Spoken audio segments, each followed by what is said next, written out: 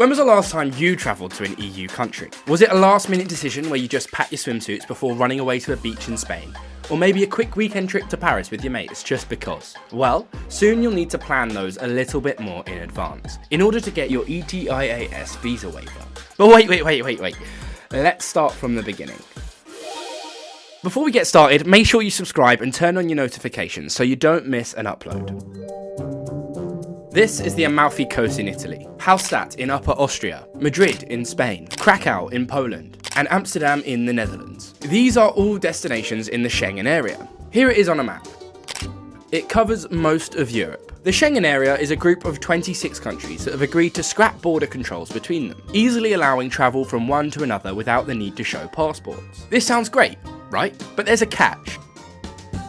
If you're not a citizen from a Schengen country, you can only stay in the area for up to 90 days within a 180-day period. Put simply, that means if you spend 3 months in France, you can't just hop over to Germany and start a new 90-day countdown. And if you want to work or study in any of these countries, you'll need a visa or a permit. But wait, there's more. Did you know there are 3 EU countries that are not part of the Schengen area? Well, there's also Ireland too, but that's a whole different story. You don't have to worry about that if you're a British citizen, since the UK has freedom of movement with Ireland.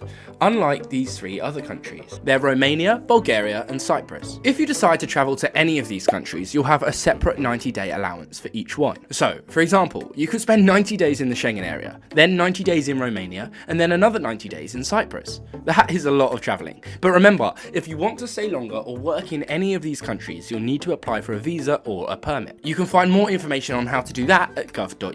So, to put it simply, the current rule is that you don't need a visa or a permit to travel to the Schengen area, Romania, Bulgaria, or Cyprus, as long as you stay within the 90-day limit and you're not working or studying there. But this rule is about to change. What in the world is ETIAS? Well, since you haven't asked, let me tell you. If you're a UK citizen, this is something you're going to soon become familiar with. ETIAS stands for the European Travel Information and Authorization System. From 2025, you'll need to get an ETIAS visa waiver before you enter the Schengen area. But don't worry, it's not as complicated as it sounds. All you need to do is fill out an online form, answer a few personal security questions, and then pay a fee of €7. And I mean, that's practically cheaper than a pint these days. It shouldn't take you long to receive the waiver, and once you do, it's valid for 3 years. That seems pretty reasonable, especially considering that the only time you'll have to do it again is if you get a new passport. But don't forget, the same 90-day limit will still apply. But why do we need this new system?